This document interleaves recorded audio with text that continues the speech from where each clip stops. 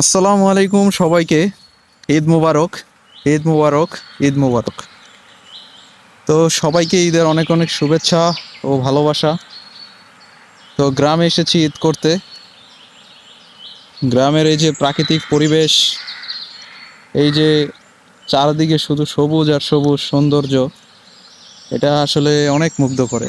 দেখেন এই জমির যে ঘাসগুলো, এই যে এই জমি আশেপাশে সব জমির ঘাসগুলো হচ্ছে একটু সবুজ, আর এটা হচ্ছে একটু টিয়া কালার।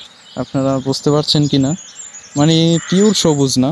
এখানে এই যে দুইটা জমি একসাথে দেখলে, এটা নেক্সট টু যে জমিটা আছে সেটার সাথে কম্পেয়ার করলে আপনারা বুঝতে পারবেন কতটা সুন্দর লাগতেছে এই গাছগুলো।